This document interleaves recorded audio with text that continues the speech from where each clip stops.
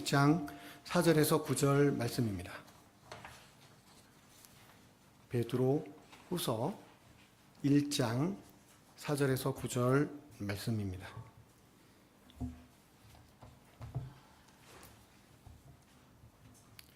(4절에서 9절) 말씀 우리 한 목소리로 읽겠습니다. 시작.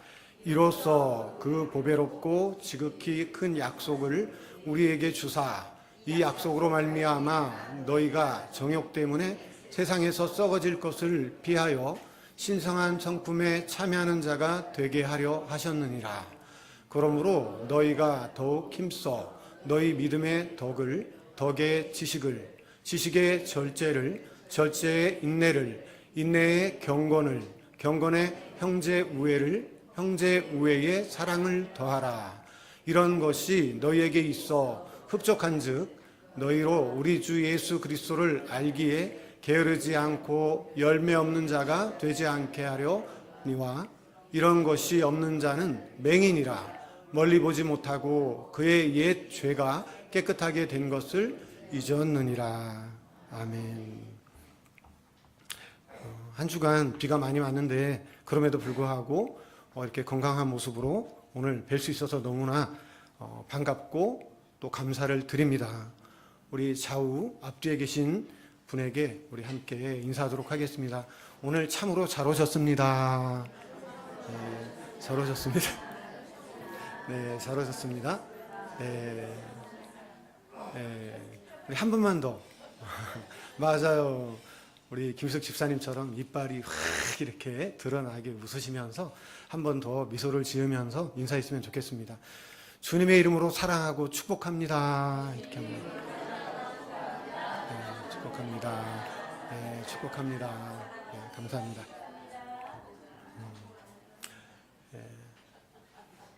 네, 제가 짧게 기도하겠습니다. 하나님 감사합니다. 저희들의 이 마음의 중심을 아시는 주님, 오늘도 우리의 목마름이 있고 갈급함이 있고 여러 가지 많은 상황 가운데 주님을 사랑하여 이 시간도 주님 앞에 왔습니다. 하나님, 우리의 이 마음을 기뻐 받아주시고 오늘도 하늘의 문을 여시고 성령의 정말 단비를 내려주시되 폭포수처럼 내려 주옵소서. 마음에 연약함이 있는 분은 오늘 말씀을 듣고 정말 담대하게 강하게 세상에 나아가 승리할 수 있도록 도와주시고 또 질병이 있는 분은 오늘 말씀을 듣는 중에 치료되고 회복되는 역사가 일어나게 도와주시옵소서. 모든 문제가 해결되고 막힌 담이 열리는 그런 하나님의 은혜와 축복이 있게 하여 주옵소서. 감사드리며 살아계신 우리 주 예수님의 이름으로 간절히 기도드립니다. 아멘. 예, 오늘은 계속해서 베드로후서 1장 4절 7절 말씀을 가지고 하나님의 성품에 참여하는 자라는 제목으로 함께 은혜를 나누도록 하겠습니다. 우리 함께 제목을 읽어볼까요? 시작. 하나님의 성품에 참여하는 자 형제 우애. 예, 오늘은 드디어 7번째입니다. 이제 8번째가 마지막인데요.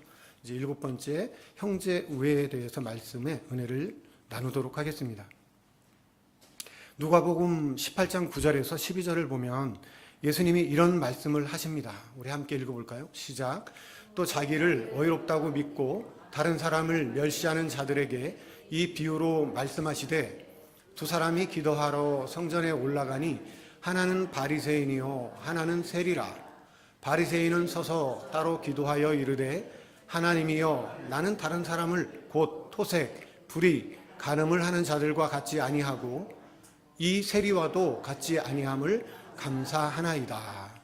나는 일회에 2번씩 금식하고 또 소득의 11조를 드리나이다 하고 이렇게 말씀하고 있습니다. 이 바리새인들의 경건 생활은요 정말 우리가 따라갈 수 없는 그 정도로 대단한 사람들이 바로 이 바리새인들입니다. 오늘 말씀을 보면요 불의, 간음, 토색하지 않고 일주일에 2번씩 금식하고 11조를 철저하게 하는 경건 생활이 완전히 몸에 밴 사람들이 누구냐? 바로 바리새인들이에요. 우리가 지지난주죠. 기억하실지 모르겠는데 뭐의 형제 우애를 이랬거든요. 뭘까요? 우리가 오늘 읽었는데 경건에, 기억나시죠? 경건의 형제 우애를 더하라 이렇게 말씀해 하고 있습니다. 근데 지난 시간에 이 경건에 대해서 뭐 하나만 말씀드리면, 로렌스 형제라는 분이 하나님의 임재 연습이라는 그 책을 쓰셨고, 그 책을 통해서 고전인데 지금도 굉장히 또 하나님의 임재를 경험하는 그런 사람들이 많이 있다라고 이야기를 하고 있는 것이죠. 그래서 한 주간 살아가면서 그 하나님의 임재의 연습, 그 훈련을 좀 해보셨습니까? 해보셨나요? 못 해보셨죠. 바쁘셔서. 다시 한번 기억하시고 끊임없이 눈을 떴을 때 하나님 감사합니다. 그리고 오늘 저를 인도해 주십시오. 그리고 어떤 작은 문제가 있을 때라도 내가 그것을 결정하기 전에 주님께 한번 먼저 자꾸 물어봐야 돼요. 물어보고 하루를 마치고 자신을 돌아보면서 또 내가 하나님 없이, 주님 없이 내가 주인 되어 살아오진 않았는지, 내가 십자가에서 죽고 예수로 살아야 하는데 그렇게 하지는 못했는지 우리가 늘 기억하고, 또 이런 연습을 할 때에 정말 하나님의 임재 가운데 살아가는 우리 모두가 될 줄로 믿습니다. 근데 오늘 말씀을 보면요, 이 경건에서 끝나는 게 아니에요. 경건에 형제 우애를 더하라, 이렇게 말씀을 하셨거든요. 경건에 형제 우애를 더하라. 이 경건한 삶에는 뭐가 반드시 따라와야 하냐면 형제 우애가 반드시 따라와야 한다는 것입니다. 오늘 형제 우애를 더하라 이렇게 말씀하고 있는데, 이 바리새인들은 너무나 경건한 사람들이에요. 이 경건이 몸에 밴 사람들이거든요.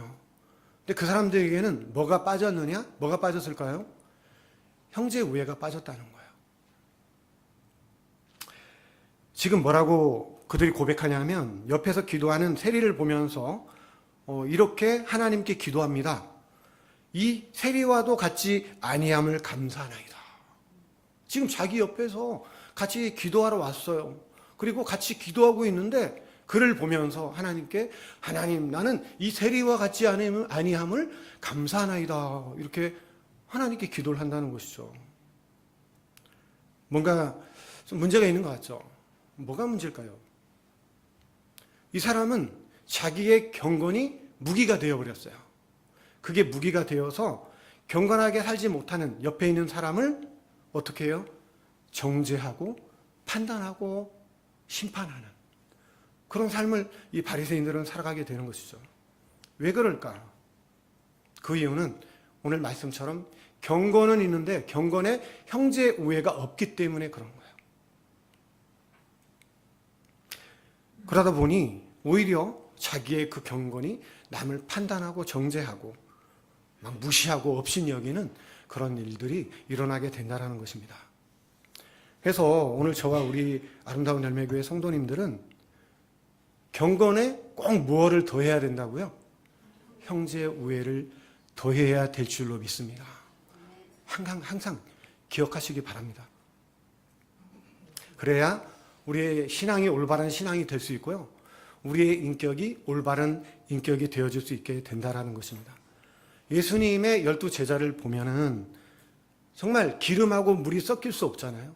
근데 기름과 물과 같은 두 사람이 예수님의 제자가 되어 한 공동체 안에 살아가는 것을 우리가 볼 수가 있습니다.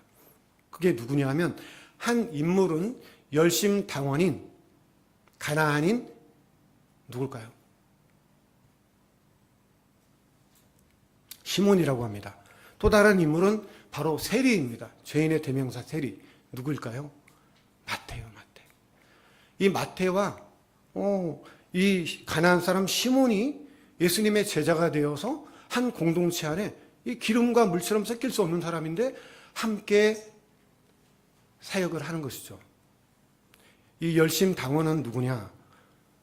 이 이스라엘이 로마의 지배를 받고 있을 때 어떻게 하든지 로마의 지배에서, 그 속국에서 벗어나기 위해서 독립운동을 하는 독립투사와 같은 그런 삶을 살아가는 사람이 바로 이 열심당원들이었습니다. 반면에 로마의 앞잡이가 되어서 자기의 동족들에게 세금을 걷어서 많이 걷어요.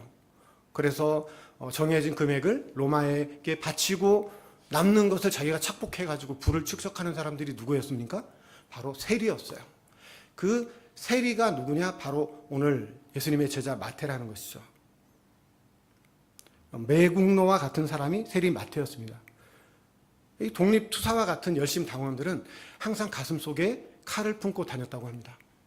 이렇게 매국노를 만나면 언제든지 찌르기 위해서 가슴에 칼을 품고 다녔다고 하는 것이죠.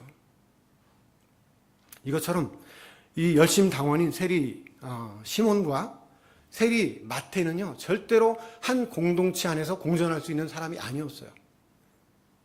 그런데 이 두 사람은 어떻게 예수님의 제자가 되어서 예수님과 함께 공존할 수 있었을까? 한 공동체 안에 어떻게 함께 있을 수가 있었을까요?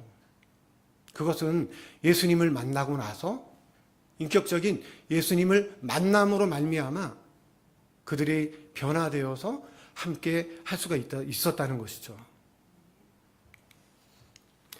이들은 예수님을 만난 이후에는요, 한 공동체 안에서 한 꿈을 꾸고 한 비전을 품고 한 방향을 향해서 한 목적을 가지고 달려가는 그런 아름다운 그런 모습을 우리가 보게 되는 것입니다.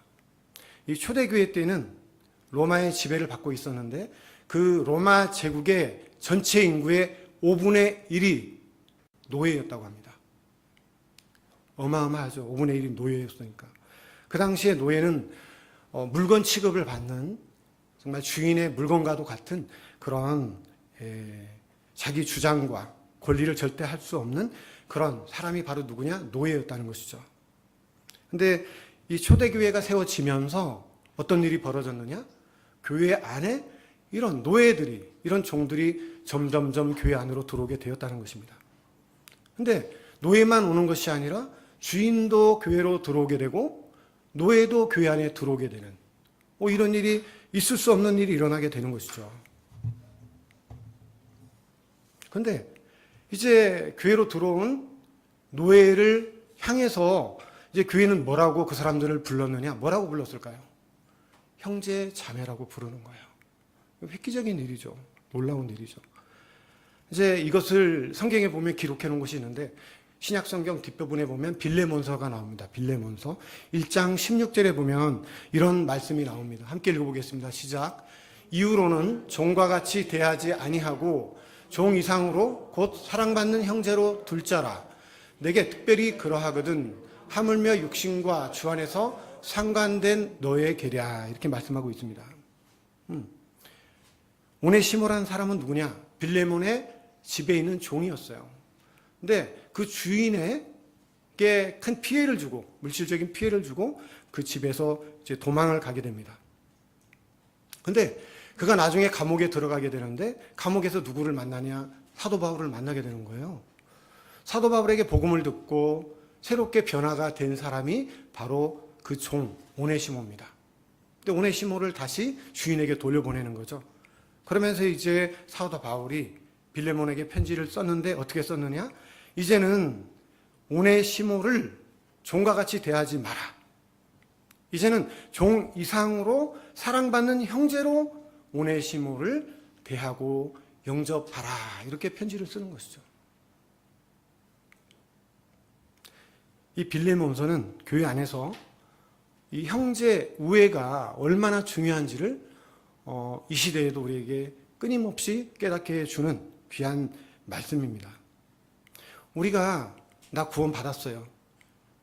구원 받았다라고 그런 말을 사용하잖아요.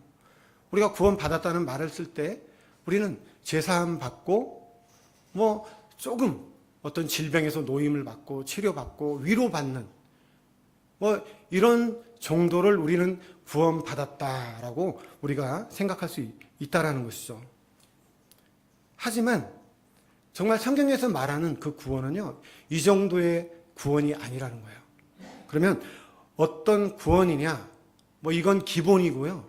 기본이고 반드시 구원을 받게 되면 어긋났던 모든 관계가 새롭게 회복이 되어진다는 거예요. 그게 진정한 구원이라는 것입니다. 이 한국교회의 초대 교회사를 보면 금산교회 조덕삼 장로의 이야기가 굉장히 유명합니다. 들어보셨죠? 가보셨나요? 금산교회? 이 이야기가 무슨 이야기냐면 이분의 집에 마부가 있습니다. 종이 들어오게 되었는데 그 사람이 누구냐? 바로 이자익이라는 사람이 있어요. 그 이자익이라는 사람은 주인보다 12살이나 어린 사람이었습니다. 그런데 그때 선교사님이 그 지역에 와서 복음을 전하고 교회를 세웁니다. 근데 마침 공교롭게도 그 교회에 이 주인과 종이 함께 교회를 나가게 되는 거예요. 이 주인보다 12살이나 적은 이 자익은 얼마나 말씀을 듣고 잘 깨닫는지, 그리고 영특한지 모든 면에서 주인보다 더 뛰어났다고 합니다. 그렇게 교회를 다니다가 이제 때가 되어서 장로 임직을 받게 되는데, 장로를 받게 되는데 이제 투표를 하게 됩니다. 근데 추천을 받을 때 누가 추천을 받느냐 하면 이 종 이자익도 추천을 받게 되고요. 주인도 함께 추천을 받게 되는 거예요. 근데 이 추첨을 하고 투표를 하고 끝나고 이제 발표를 하는데 어떻게 되느냐? 이 종인 이자익은 장로가 됩니다.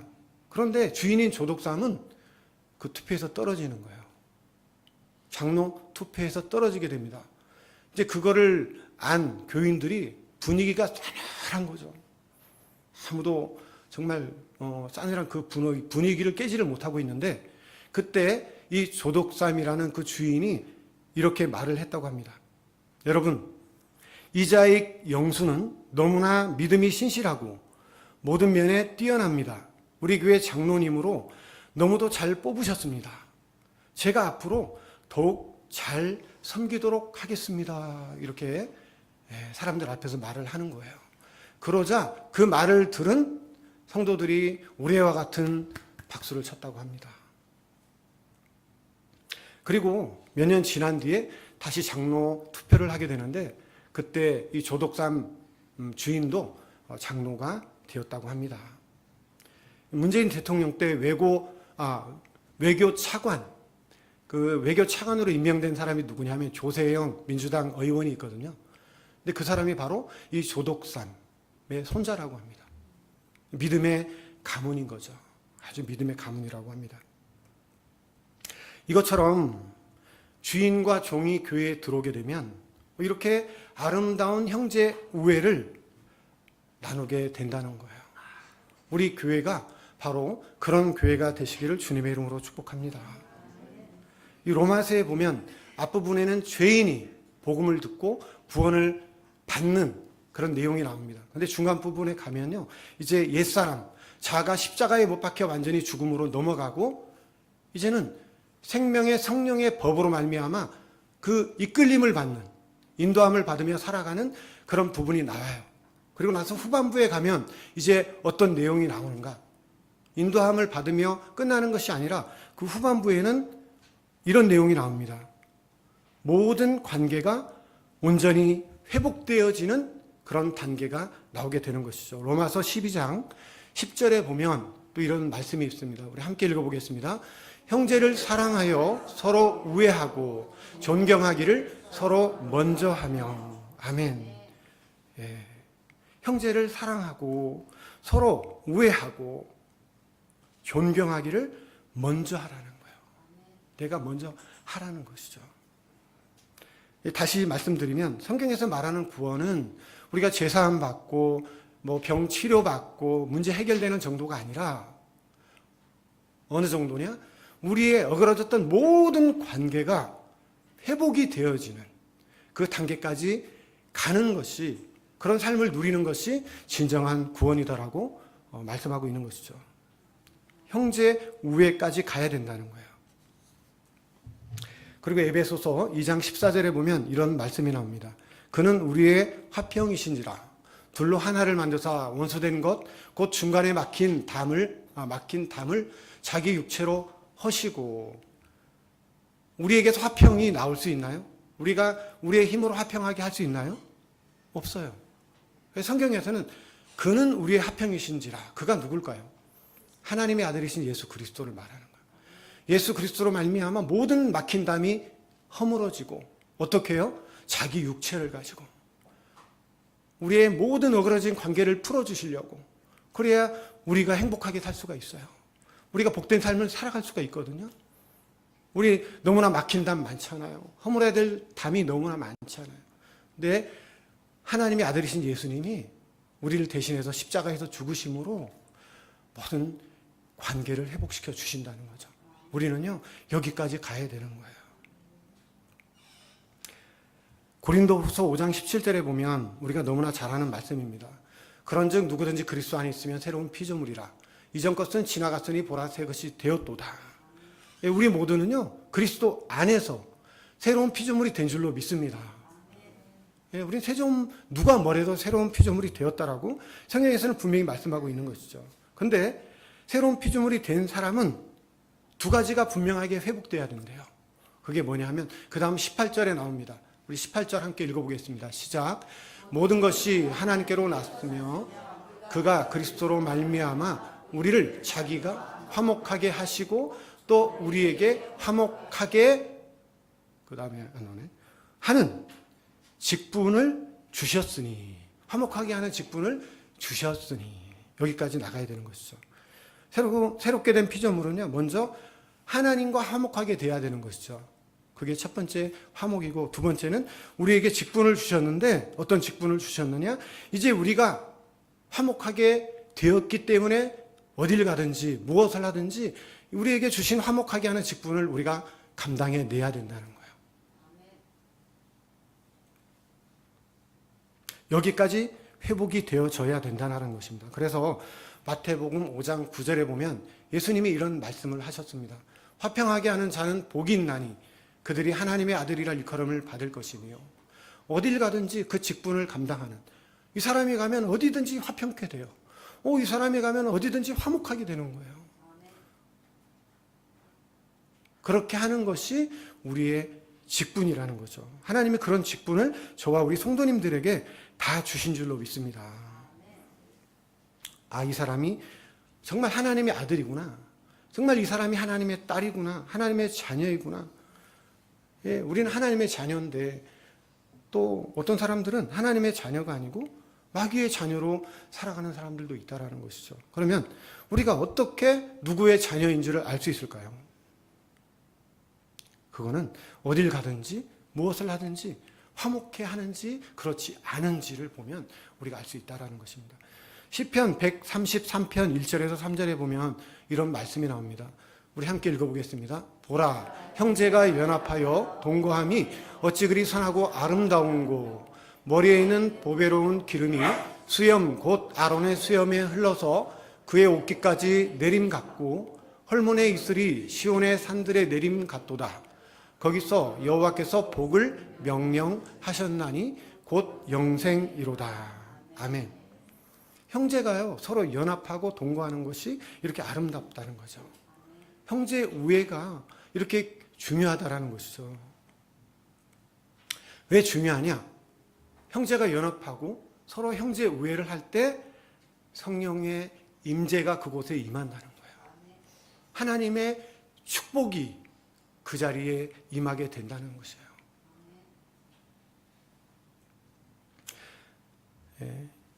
유기성 목사님이 쓴 책에 보면 이런 간증이 나옵니다.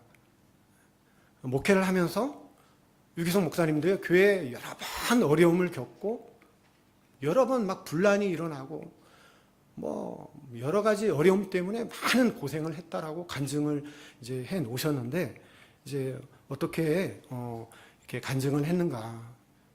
여러분의 분란을 경험하다 보니까 이제 지혜가 생기더라는 거예요. 어떤 지혜가 생겼느냐? 이전에는 그 문제만 해결하려고 쫓아다니고 어떻게 하든지 또 누가 잘했고 누가 잘못했는지를 따져가지고 해결하려고 했는데 안 되더라는 거예요. 이게 끊임없이 그런 일이 반복돼서 일어나더라는 거예요. 근데 이 목사님이 기도하다가 하나님이 이제 지혜를 주신 것이죠. 이게 문제가 아니구나. 이게 답이 아니구나. 어떻게 했냐면 이 문제 뒤에 누가 잘했느냐 못했느냐 옳으냐 그르냐를 따지기 전에 그 배후에 보이지 않는 영적인 세력이 있다는 것, 그 영적인 세력을 대적해서 싸워야 한다는 것을 깨닫게 되었다라고 이렇게 말씀하고 있어요. 예, 우리가 사람하고 싸우면 100% 이기는 것일까요? 100% 지는 것일까요? 저는 100% 지는 것이라고 확신합니다. 사람하고 싸우면 100% 져요. 뭘 잘했고 못했고 따지는 것도 그렇고요.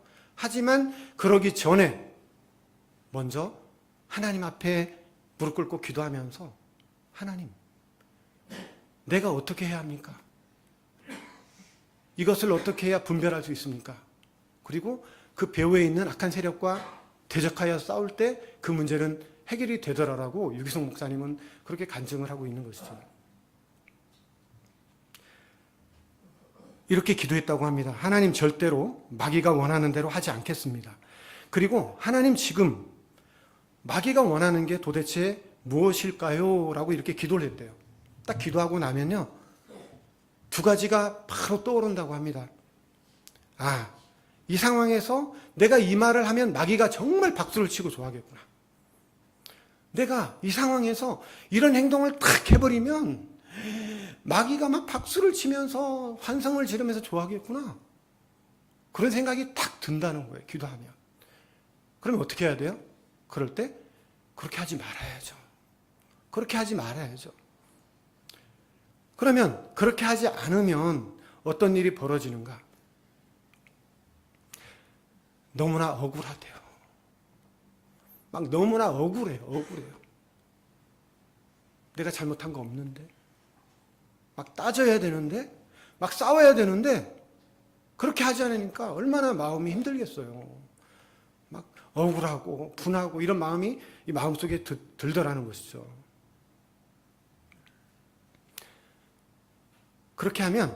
하지만 그렇게 하면 마귀가 기뻐하는 것이 아니라 하나님이 기뻐하신다는 것입니다. 너무 억울하지만 나는 절대로 마귀가 좋아하는 말, 나는 절대로 마귀가 기뻐하는 행동을 하지 않겠다. 끝까지 참고 인내하며 나갈 때 반드시 승리하게 되고 모든 것은 회복이 되어지더라. 이렇게 간증을 하고 있는 것이죠. 우리 다 알고 있잖아요. 그죠? 아는 내용 있잖아요. 우리 성도님들도 앞으로 교회나 가정이나 직장이나 사업장에서 어떤 이런 분란이 일어날 때 마귀가 어떻게 하면 기뻐하고 어떻게 내가 행동하면 마귀가 좋아할, 한 번만 생각해보고 기도한다면 우리는 반드시 승리하게 될 줄로 믿습니다. 놀라운 회복의 은혜를 경험하게 될 줄로 믿습니다. 당장은 억울하지만 예수 그리스도의 이름으로 그 배후에 있는 세력 마귀와 싸우는 거죠. 예수 이름으로 명하노니 너 악한 원수 마귀야 떠나가라. 우리 자녀의 뒤에서 끊임없이 나를 힘들게 하고 우리 가정을 힘들게 하는 너 원수 마귀 떠나갈지어다. 부부 간에도 마찬가지입니다. 절대로 내 눈에 보이고 나를 힘들게 하는 그 사람이 마귀일까요? 마귀가 쉬워서 그럴까요? 아니에요. 악한 원수 마귀가 어찌하든지 가정을 깨트리고 교회를 깨트리고 부모 자녀 간의 관계를 깨트리고 모든 이웃과의 관계를 깨트리고 결국엔 하나님의 관계까지도 깨트리기 위해서 끊임없이 우리를 넘어뜨리려고 공격을 하는 것이죠.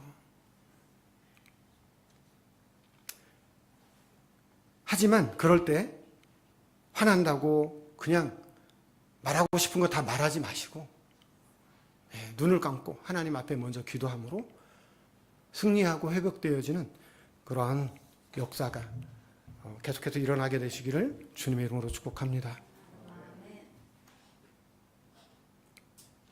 왜 하나님께서는 우리에게 오늘 이렇게 형제 우애를 하라고 말씀하시는 걸까요? 다시 말씀드립니다. 형제 우애가 있는 곳에,